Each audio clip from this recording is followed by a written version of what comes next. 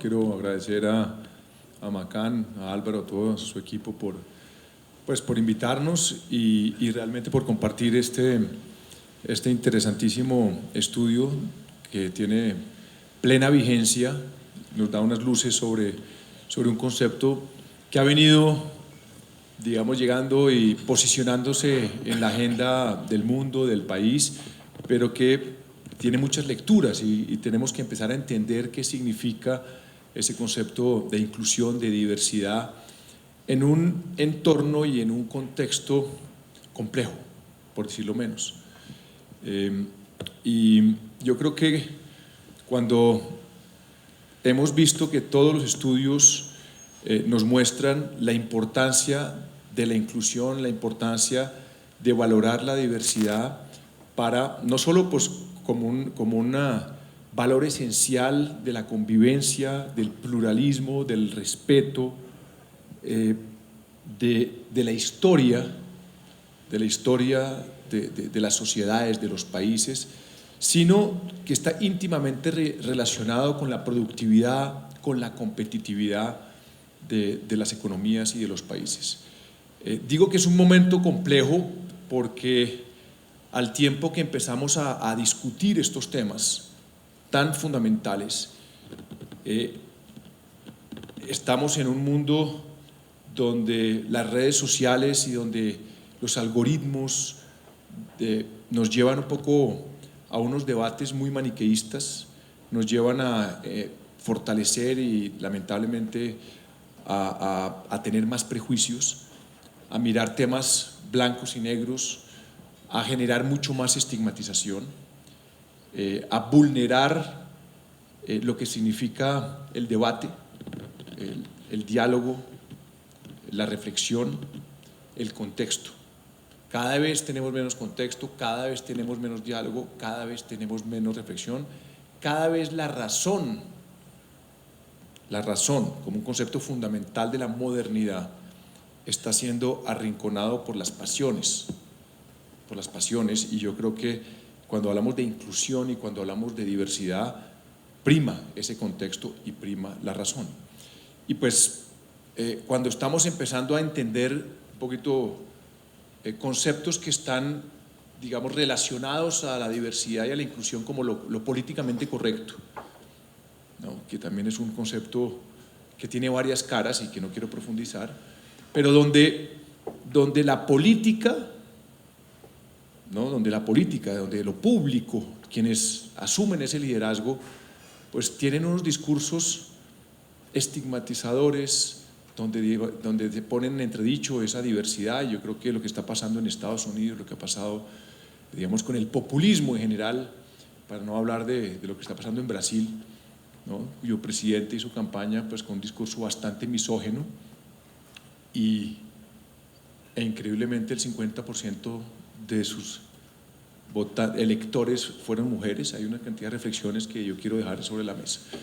Entonces, tenemos aquí unos temas donde las redes sociales y su dinámica y su lógica algorítmica va en contravía de estos conceptos. Tenemos un populismo donde la política lamentablemente cabalga en contra de estos conceptos, pero por otro lado tenemos unas sociedades que van mucho más allá de la política, que avanzan y entienden que estos conceptos son esenciales si realmente queremos ser países más pacíficos, donde valoremos la convivencia, donde valoremos el pluralismo y ser mucho más competitivos. Para eso pues tenemos a dos personas que ustedes ya todos conocen, yo creo que no necesitan presentación, dos personas que han tenido carreras muy exitosas, que son hoy en día un referente como líderes en Colombia, y yo creo que dos personas que desde orillas distintas tienen una visión de país, han tenido unas trayectorias que quiero que nos narren desde lo que significa ser mujer, desde una perspectiva de género para nuestra ministra María Fernanda, desde una perspectiva de lo que significa la diversidad sexual en Colombia con Brigitte, y detrás de ellos, pues digamos, una tiene ni más ni menos, está sembrando los pilares de lo que significa una transición energética hacia los renovables. Pues Brigitte, como ustedes saben, pues ha sido una defensora, una luchadora de la sostenibilidad, de la protección del medio ambiente, del cambio climático, desde el Instituto Humboldt. Así que pues dos personas que yo creo que tienen mucho que contarnos desde sus experiencias y después hacia reflexiones que vayan mucho más allá de lo que ha sido sus carreras. Entonces quiero darle la palabra a María Fernanda, que pues, digamos en 5 minutos cuentes cómo ha sido, digamos, el hecho de ser mujer, de haber llegado, digamos, a un protagonismo en este concepto de inclusión, de diversidad, y si realmente en estos, no sé, 25 años de carrera has visto un avance en Colombia y cómo lo has vivido en tu carrera.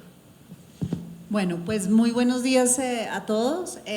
A ver, yo diría que la reflexión es, efectivamente, yo estoy en un mundo que es un mundo supremamente masculino, que es el mundo de minas y energía.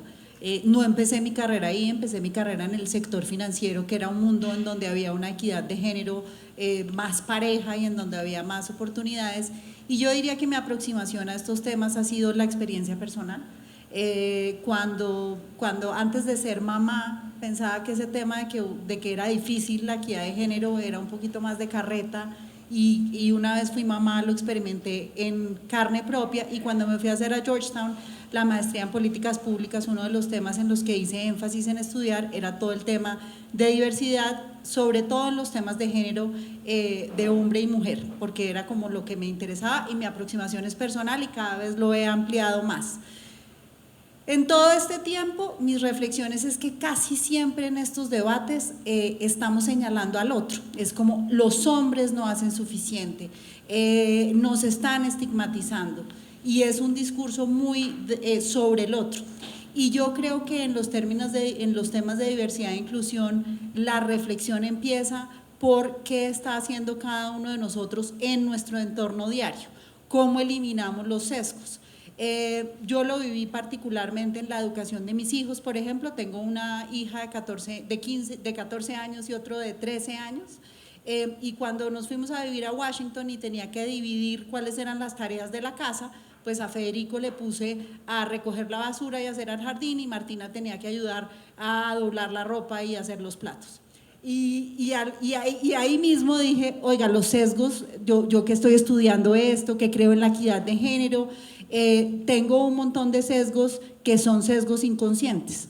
Entonces yo creo que hemos avanzado mucho en tener la conversación, en que cada vez los temas de diversidad e inclusión son más parte de la conversación, y cada vez más esa conciencia que tenemos de la importancia de incluirlos desde una campaña publicitaria hasta lo que estamos haciendo ahora en el Ministerio de Minas y Energía, y es asegurar que todo el tema de diversidad e inclusión es parte de la agenda de políticas públicas, que cuando diseñamos un presupuesto eso no es aleatorio, sino que aseguramos por lo menos equidad de género.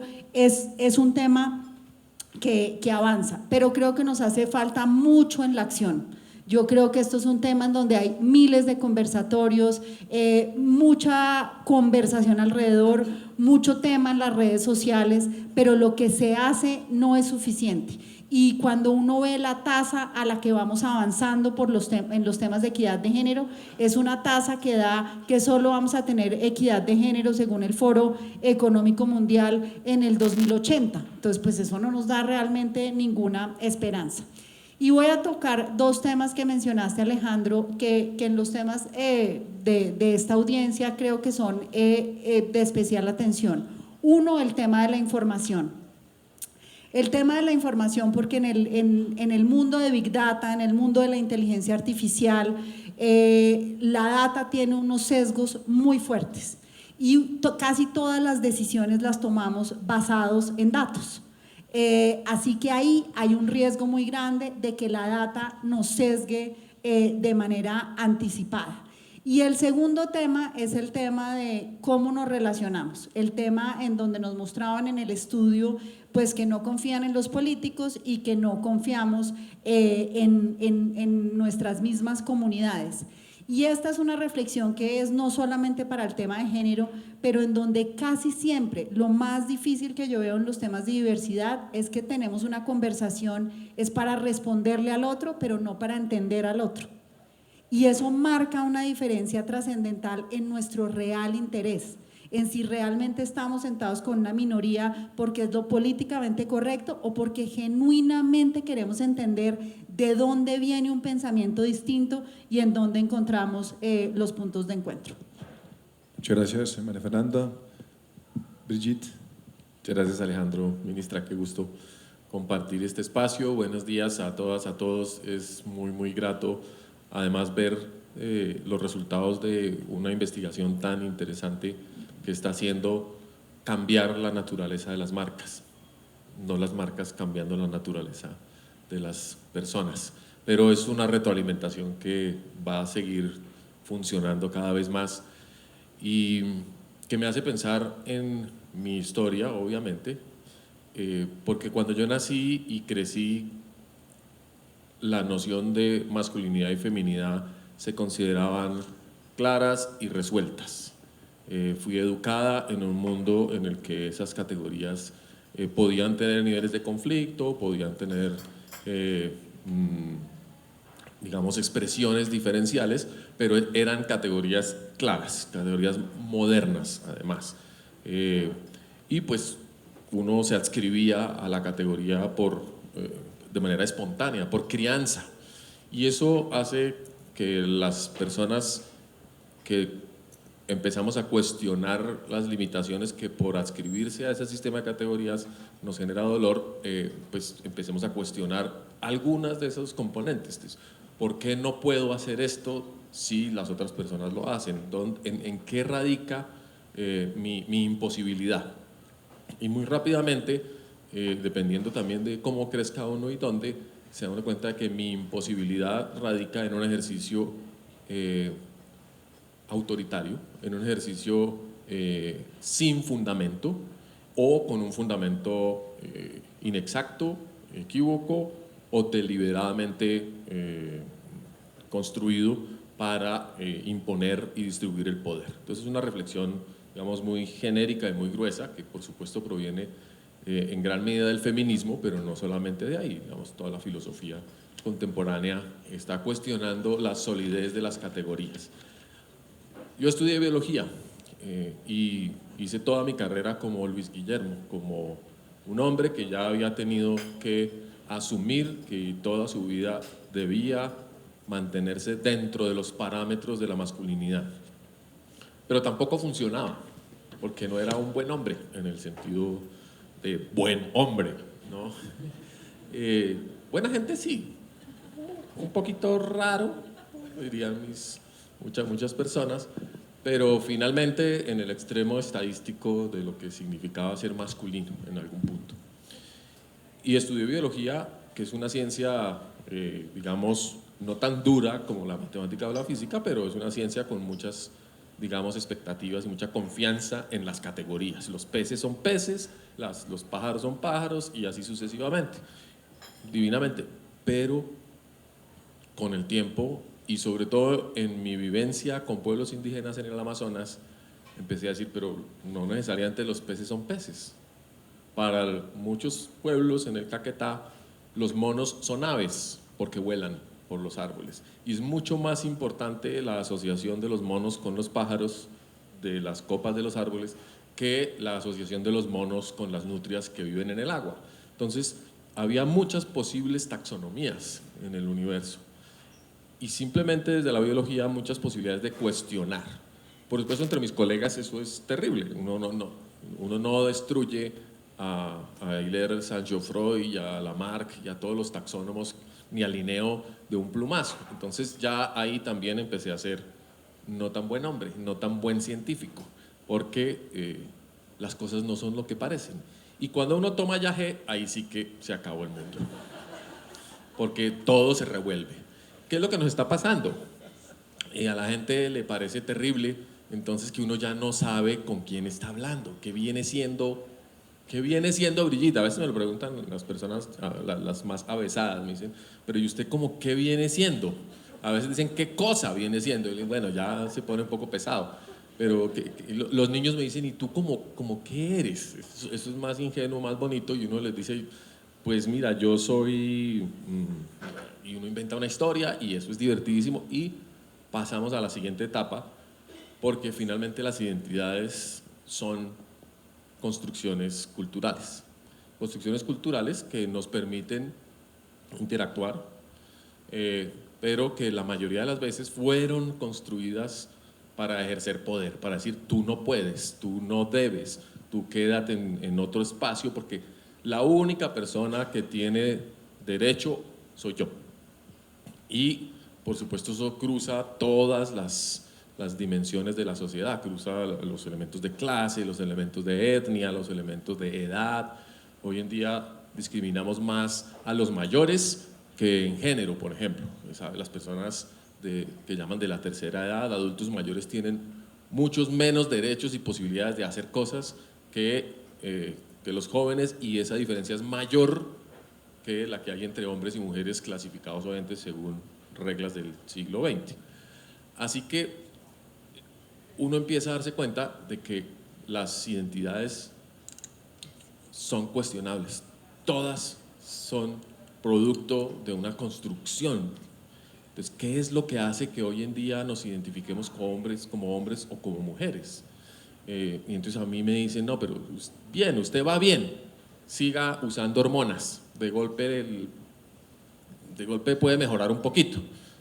Yo decidí cuando cumplí 50 que mi primero medio siglo había vivido de mi inteligencia, y ahora a partir de los 50 voy a vivir de mi belleza. Esa es actualmente mi posición en la vida. Muchas gracias, Brigitte. María Fernanda, digamos, dentro de lo que ha sido tu carrera, ¿cómo, digamos, la condición de mujer y desde la mujer el tema de la diversidad, que va más allá de la mujer, cómo la has percibido frente al tema del poder que habla Brigitte? ¿Cómo lo has visto tú, digamos, el concepto de diversidad en los últimos, digamos, al menos los últimos 15 años, digamos, no solo como mujer, que yo creo que este país, digamos, ahí va avanzando, y creo que frente a otros países avanzando mucho más rápido, no falta mucho, pero mucho más rápido, sino ampliando un poquito ese concepto que yo creo que pues, una de las conclusiones de este estudio es que ese concepto de diversidad, pues la gente, según la historia que ha vivido la sociedad, pues lo ve más asociado, ¿no? o a las razas, o a la mujer, o a la discapacidad. ¿Cómo lo has visto, digamos, en lo personal y alrededor de esos círculos, digamos, de poder que has tenido acceso? Bueno, a ver, yo diría que voy a retomar un punto de Brigitte, y es uno cuando es una minoría, y ahí es diferente, yo creo que el tema de las mujeres, porque las mujeres no somos una minoría. Las mujeres de hecho somos una mayoría, somos en términos de población somos más, pero somos una minoría en el ambiente laboral. Y creo que una de las cosas que es similitud es que también depende mucho cómo cada individuo se aproxima a esa situación. Entonces, así como Brigitte un día dijo, no, aquí uno no tiene que estar clasificado en taxonomías, y hay un mundo mucho más grande, y simplemente tomó la decisión de escoger su camino y no de relegarse por eso. Yo creo que mi experiencia es muy parecida. Yo siempre fui una minoría en el tema laboral, pero mi aproximación nunca fue de soy una minoría, entonces no puedo estar presente, no me puedo sentar a la mesa. Nunca me sentí menos. Y yo creo que ese sentimiento de decir yo tengo exactamente las mismas capacidades seguramente pasó mucho por mi educación. Mi mamá siempre trabajó, mi abuela trabajó, era emprendedora, era de la economía naranja, pero era mi abuela. Entonces yo creo que ese ideario, yo nunca me crié como con una valoración menor. Cuando llegué a la vida laboral siempre me sentí de igual a igual, hasta un día. Perdón, ¿y te consideraban de igual a igual? Pues yo me sentía así, yo nunca les preguntaba cómo me consideraba, que es parte de lo, pues yo me imaginaba que sí, hasta un día, entonces como no me preocupaba si me consideraban igual, pues nunca me sentí tampoco menos. Hasta un día que yo trabajaba en un banco y estaba aplicando para un puesto en Chile. Y fui a la entrevista, y en ese momento yo era trader, o sea que negociaba los títulos, los test, y pues ese es un negocio pues fuerte. donde uno tiene que tener cara de póker, donde uno tiene que jugársela toda, tiene que tomar mucho riesgo. Y llegué a la entrevista en Chile y los mismos digamos, de los que en teoría iban a ser mis compañeros me decían, pero explícanos bien tú qué haces en Colombia, porque seguro tú eres del área comercial, ellos te deben dar el precio y yo les decía, no, yo soy eso. Y hasta que uno en el almuerzo ya no pudo más, dijo, es que para ser trader se necesitan pelotas y usted no tiene. Y en ese momento yo dije, realmente me ven de una manera distinta y no me escogieron para el puesto de Chile. Creo que es uno de los pocos puestos en los que me he entrevistado y no he hecho. Y eso me hizo hacer dos cosas. Uno, darme cuenta que sí había sesgos y que nunca había sido ese un problema para mí. Y dos, valorar la cultura colombiana. Yo sí creo que en Colombia hay un campo fértil para que avancemos más en los temas de diversidad e inclusión. Y nosotros siempre en Colombia tratemos de ver desde las oportunidades que tenemos. Yo creo que ha habido mucha exclusión a la mujer en muchas cosas, pero también hay la posibilidad de crecer y también hay muchos espacios para crecer. Cuando llegué al mundo petrolero, tal vez sí fue muy distinto al mundo, digamos que al mundo financiero.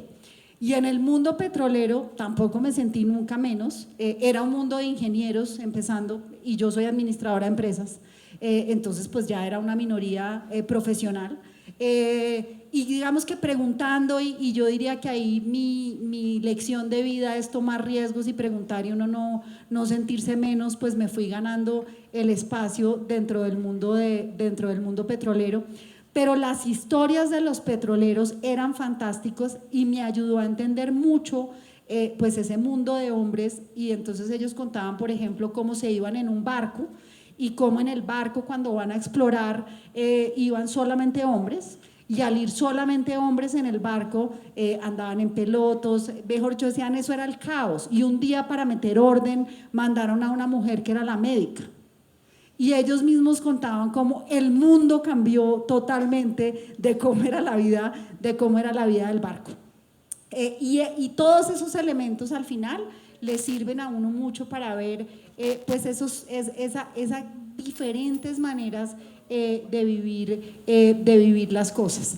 Yo creo que otro de los puntos cuando uno habla de diversidad es que todavía estamos en el punto en donde lo que nos importa es estar como que en el grupo haya una minoría LGBT, una minoría racial, una minoría y que estemos ahí, ¿no? Como para simular.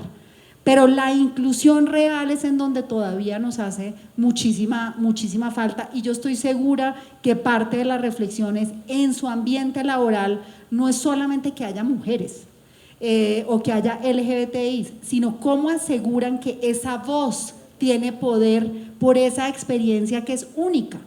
Porque a veces, y parte de lo que creo que refleja el estudio es, queremos estar todos en un grupo, pero todo el mundo trata de tener una experiencia única y eso no es verdad. La verdad es que lo que vale es la diversidad de la experiencia. Y a mí también se me ocurren aquí muchas maneras como las marcas, no solamente los ejemplos que hay ahí, pero las marcas profundizan muchísimo en los estereotipos. O sea, todos los comerciales de jabones de ropa y jabones de loza es una mujer lavando la loza, una mujer lavando los platos.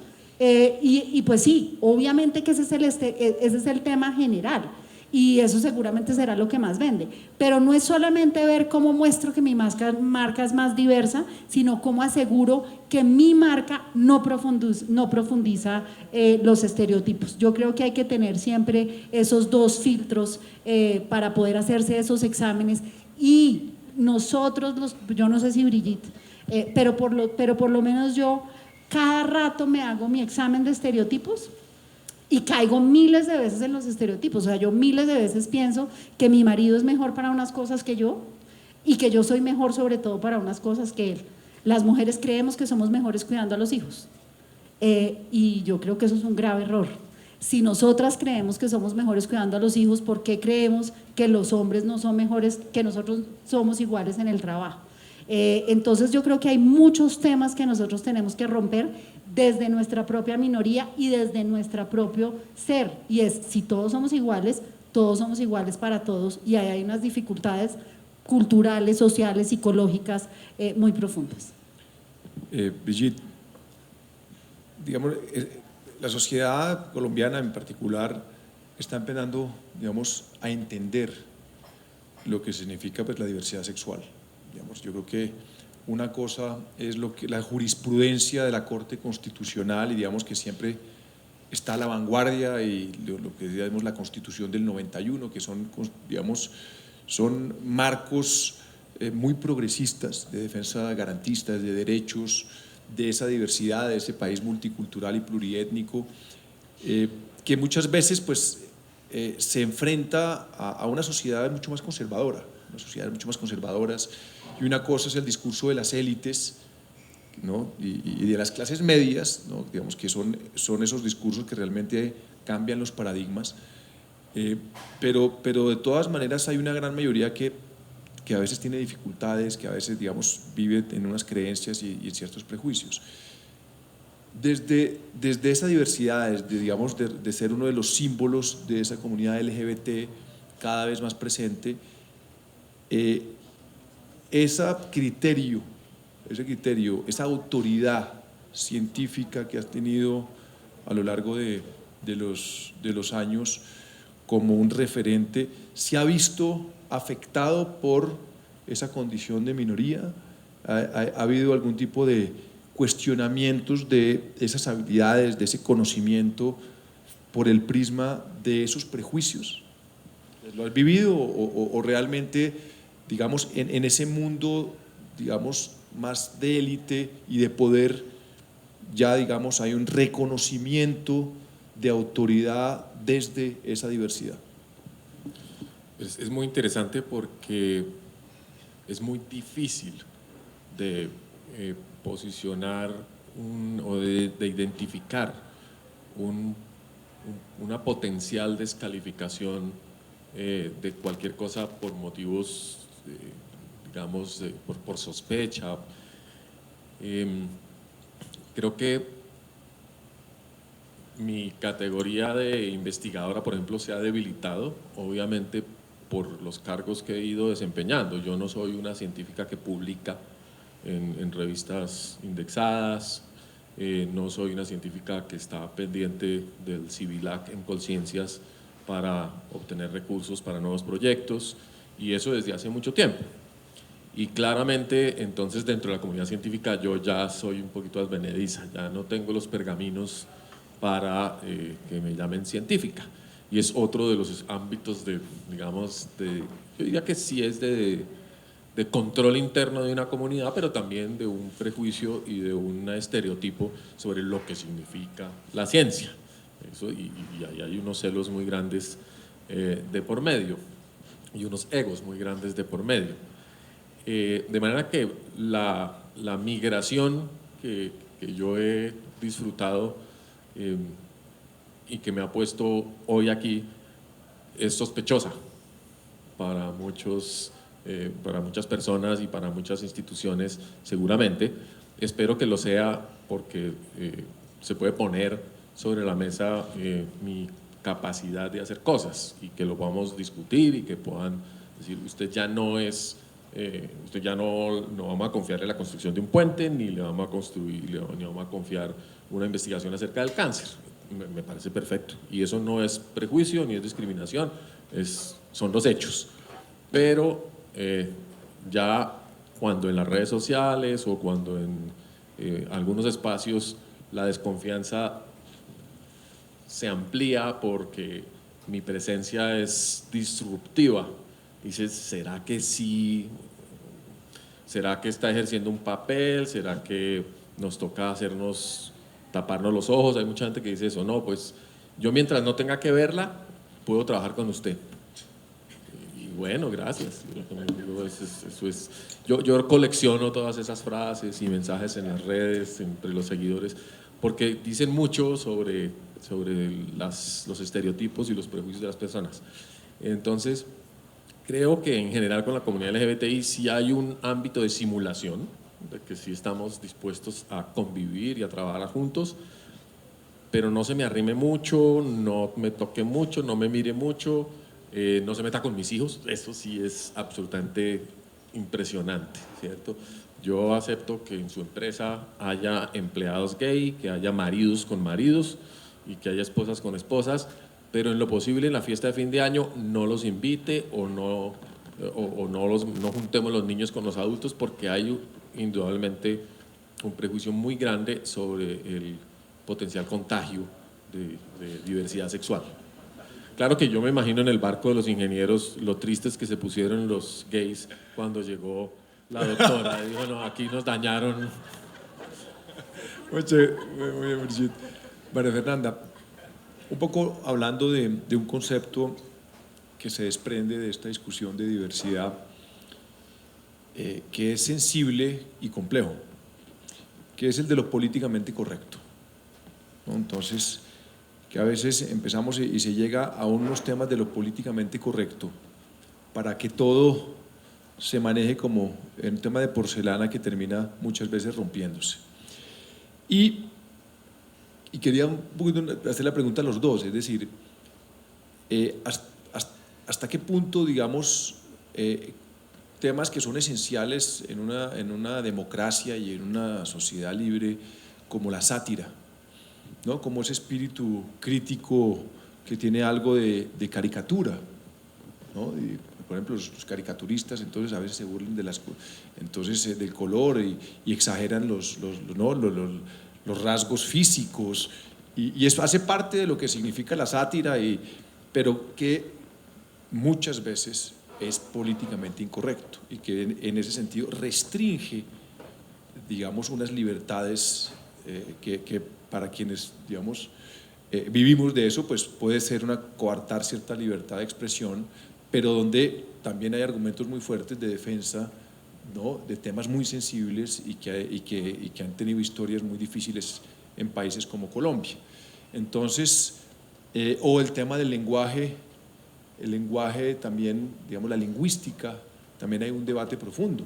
Y yo creo que en el tema empresarial ese tema de lo políticamente correcto siempre sale en las campañas, en fin, digamos, aquí, digamos, cómo abordo estos temas que pueden ofender a ciertos sectores, sobre todo cuando en el debate público y sobre todo en la cloaca que se ha convertido en las redes sociales, en particular Twitter, pues las visiones radicales, más fundamentalistas, son las que monopolizan y son las voces más sonoras. ¿Cómo ven ustedes, digamos, como esa discusión sobre lo políticamente correcto, pues, en el debate público, en los medios de comunicación? El caso de los caricaturistas es el más evidente.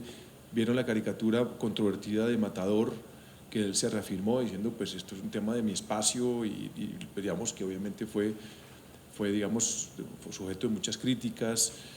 A ver, yo diría que dentro de toda esa discusión debe primar la libertad de expresión. Me parece que muchas veces estos temas, cuando se vuelve lo políticamente correcto, hace que se pierda autenticidad en el debate.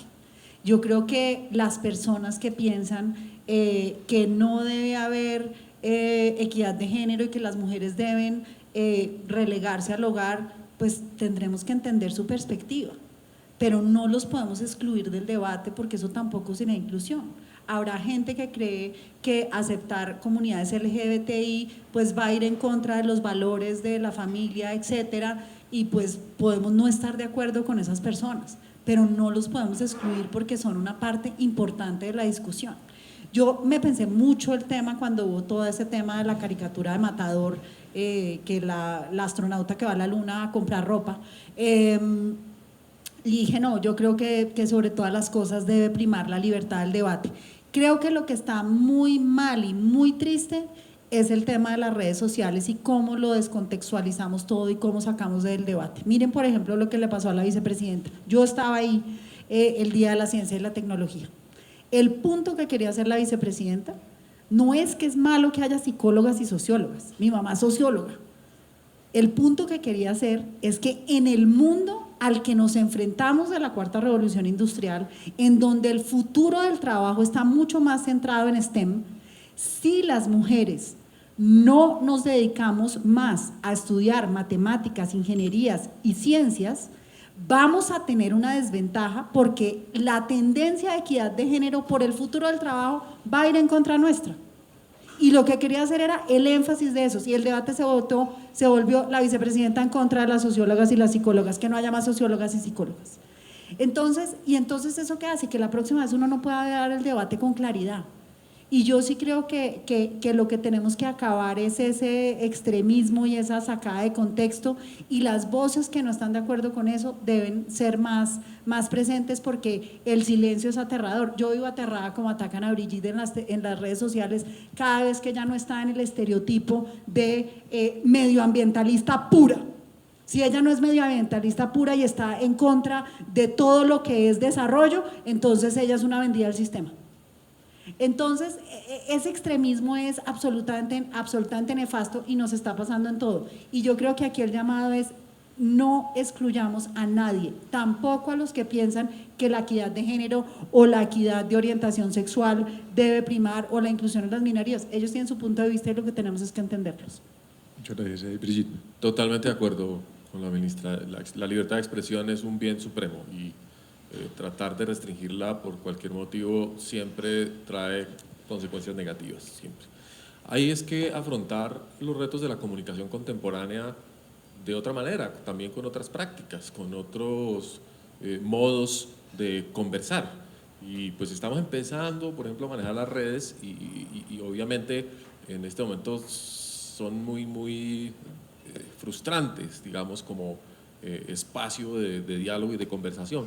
Pero es más importante que todo el mundo tenga acceso a hablar y a decir lo que piensa, a que no haya esos canales y la represión del pensamiento acabe reventando por otro lado en violencia en la casa o en comportamientos recalcitrantes y muy negativos. Entonces, creo que la calidad y el cuidado en la comunicación es importante, abrir más espacios.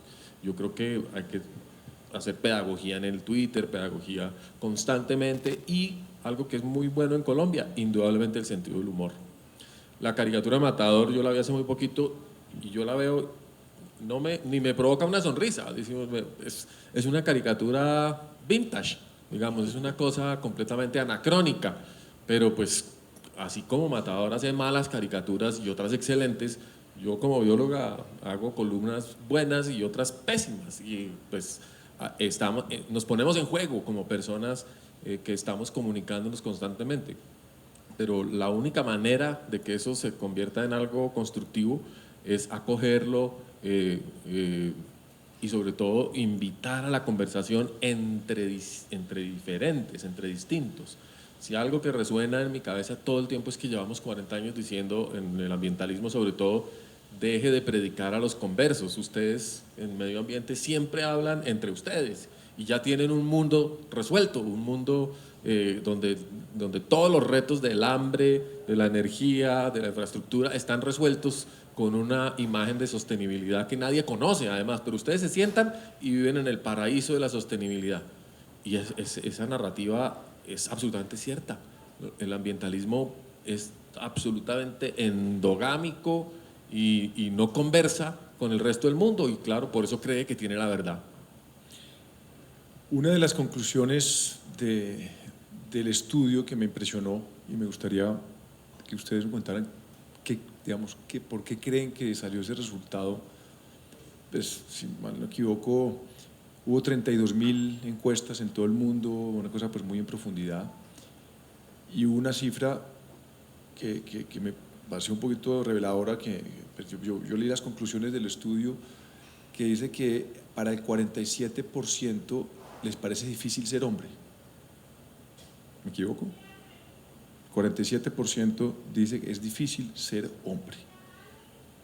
Uno diría, bueno, casi la mitad de los encuestados les parece difícil ser hombre. Pues, es decir, que el 80% de los hombres les parece difícil ser hombre, en el mundo donde estamos hablando es del papel de la mujer y el empoderamiento de la mujer. Es un coletazo del Me Too.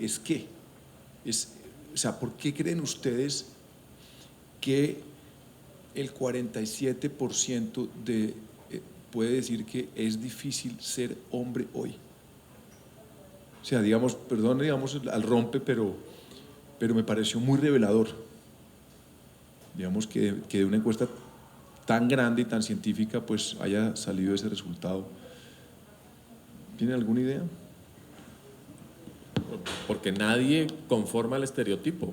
En una sociedad cada vez más marcada por la identidad y por el mito de la identidad, como bien decía en varios de los videos, nadie se siente representado y nadie encuentra el camino para ser parte. Entonces ser hombre es complicadísimo, tan complicado como ser mujer y tan complicado como ser cualquier cosa. Yo creo que en las profesiones, en las etnias, hoy en día todo el mundo dice es que es complicadísimo ser humano. Yo diría que mi conclusión a ese respecto es que seguimos estereotipando y estigmatizando un montón. Parece que hubiera un hombre y una mujer. Y dentro de hombre y mujer hay miles de posibilidades. Entonces sí creo que cuando uno ve, y también uno tiene como que ver el nivel de las discusiones, porque Me Too en la vida laboral americana tuvo unas consecuencias que son posiblemente indeseables, desde el punto de vista de la falta de autenticidad de los hombres al relacionarse con las mujeres, porque ya piensan que cualquier hola, nos tomamos un café, entonces es un acoso sexual. Me contaba una amiga mía de un banco americano que decía se volvió un problema, o sea, uno no, mejor dicho, si uno ya no puede tener un date en la oficina porque pues el hombre ya no sabe en qué momento va a ser acosado sexual. Entonces, en ese entorno uno tiene que entender eso, pero también al mismo tiempo reconocer que hay un montón de acoso sexual y que las mujeres no se sienten empoderadas para denunciarlo, pero terminamos siempre en los extremos. Y yo creo que en ese sentido es difícil ser hombre, creo que más hombre blanco, porque es el estereotipo del poder macho, que no le importa la diversidad, que no le importa nada y que es un potencial acosador.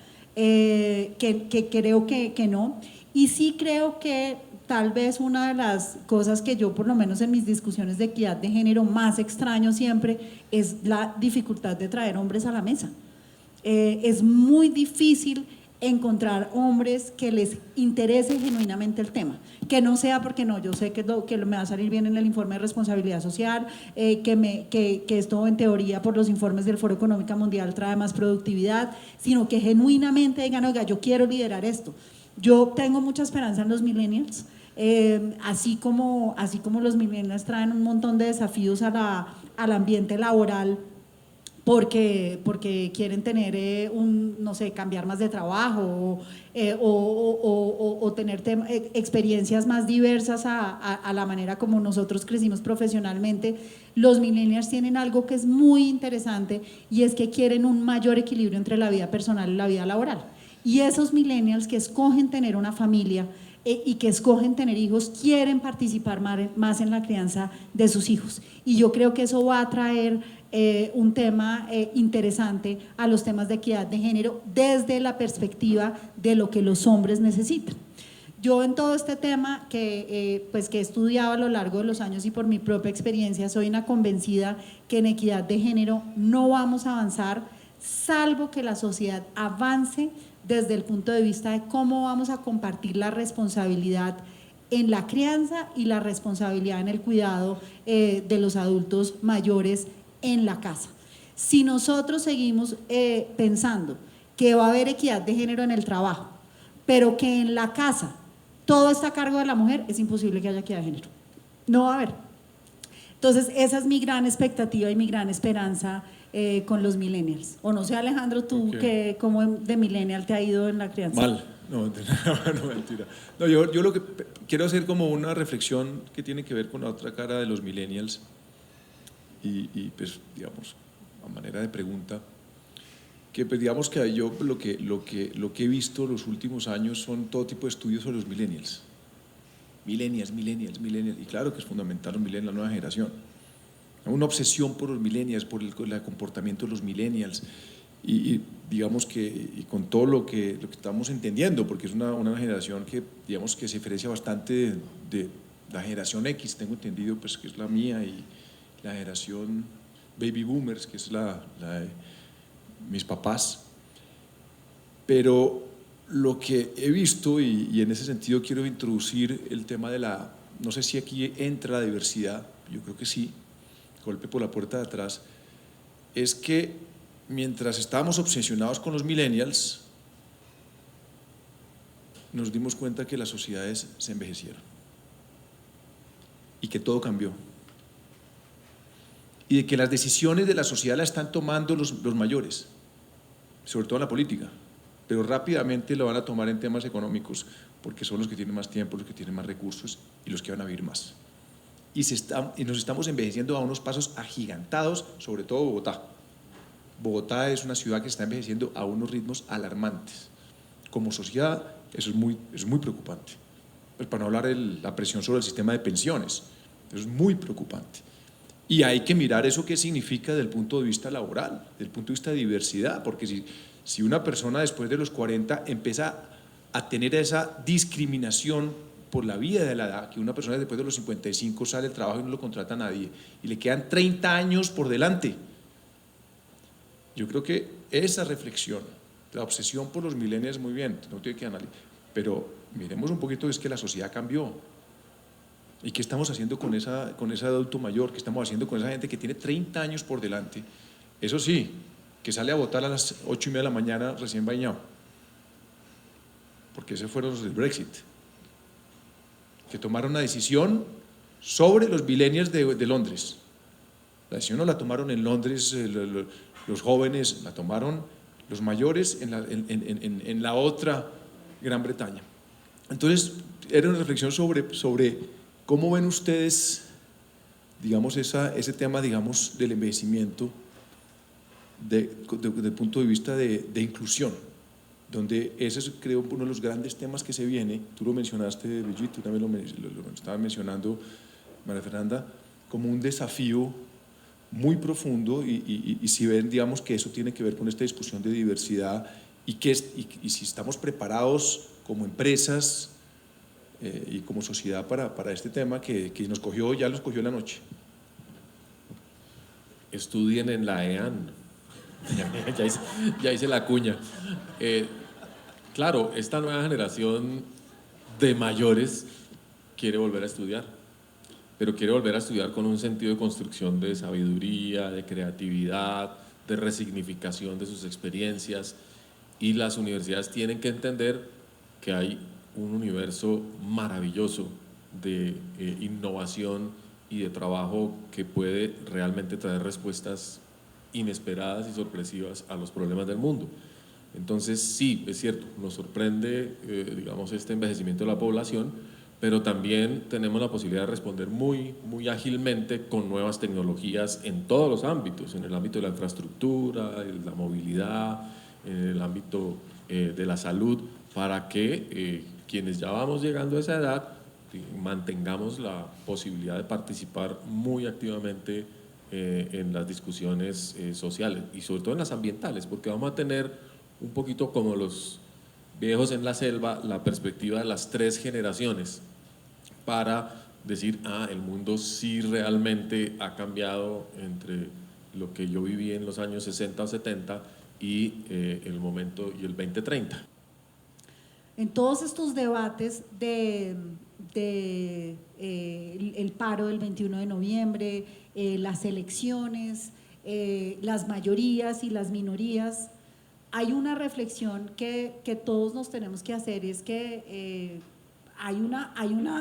la democracia se gana en las urnas, y en el modelo en que tenemos hoy en día, ese es el lugar para expresarse. Y así estemos de acuerdo o no estemos de acuerdo con el Brexit, así estemos de acuerdo o no estemos de acuerdo con lo que pasó en Estados Unidos, con lo que pasó acá con el plebiscito, la democracia se gana en las urnas. Y las redes sociales versus las urnas, hay una tensión muy grande, porque las nuevas generaciones creen que la manera de expresar su voz es en una red social. Y en la red social no se toman decisiones, se generan unas presiones que son sin duda importantes, pero la mejor manera de presionar es expresarnos en las urnas, y la participación de los jóvenes en la votación es ínfima. y donde gana la democracia, no puede después operar otro sistema diferente al que ganó, o estamos desconociendo la democracia como sistema. Y las redes sociales dan un sentimiento de empoderamiento, un sentimiento de yo tengo el derecho a opinar sin toda la información muchas veces, yo tengo la posibilidad de decidir, y yo creo que eso es algo que ni Colombia ni el mundo todavía ha resuelto. Es el gran desafío de la democracia. Así como sus marcas están todas pensando en qué vamos a hacer con las redes sociales, qué vamos a hacer con las aplicaciones, cómo Amazon se tomó el mundo del retail, cómo Rappi está cambiando el sistema de distribución en Colombia y cómo los negocios se aproximan al cliente, pues en las democracias está pasando justamente lo mismo. Y es que tenemos que ser capaces de ver cómo incorporamos esas voces que se sienten empoderadas, pero que no son la mayoría. Y ahí hay una tensión que ni Colombia ni el mundo todavía sabe cómo resolver. Bueno, lamentablemente se nos acabó el tiempo. Pues, quiero agradecerlos a las dos porque creo que fue una conversación muy interesante, digamos, además que deja en evidencia que estos temas, digamos, no tienen respuestas únicas, digamos, tienen distintas caras, es como conceptos, digamos, que están evolucionando, donde realmente juegan pues muchos factores, digamos, cómo juega lo que estaba contando la ministra, la disrupción tecnológica, el papel de las redes sociales en la política, en cómo está debilitando la democracia, cómo digamos, juega la libertad de expresión, cómo este concepto de diversidad en un país, en el mundo en general, pero en un país como Colombia, pues cobra una fuerza aún mayor, pero al mismo tiempo cómo los prejuicios, cómo digamos, las dinámicas polarizantes de este nuevo mundo, pues a veces dificultan un debate sereno, un debate civilista y un civilizado para avanzar en estas discusiones, como creo que también fue un tema de un hilo conductor de la conversación, el tema de los extremos vociferantes, los extremos que tienen un protagonismo inusitado frente a unas mayorías silenciosas que están ahí, que están muy ocupadas para gritar y que cuando hablan y no gritan su impacto es menor, porque lo que queremos, digamos, en una nueva sociedad ya no es entender la razón, el contexto, los matices, sino los adjetivos, la pasión, la rabia, que es mucho más viral. Y pues obviamente frente a eso yo creo que todos tenemos una responsabilidad, y yo creo que las empresas, las agencias, los medios de comunicación, los líderes, digamos, como los que tenemos acá, de empezar a ponderar y ser referentes de una discusión donde el diálogo, donde digamos, la inteligencia, donde la razón, pues obviamente cobre un nuevo protagonismo. Y eso significa también a veces tener carácter como marca. Pero cuando uno tiene carácter en el mundo de hoy, pues tiene que estar consciente de que hay gente que no le va a gustar. Hay gente que no le va a gustar, sobre todo a los extremos. Entonces, si yo quiero proyectarme como un líder o como una empresa o como un medio que asume posiciones vanguardistas, por ponerle un concepto, frente a la diversidad, sé que eso va a tener una reacción. Estoy consciente de eso, lo voy a asumir, y yo creo que en ese sentido necesitamos un entendimiento del concepto y un carácter, digamos, para defender unos valores que tengamos bien apropiados y que entendamos nuestro protagonismo en la sociedad.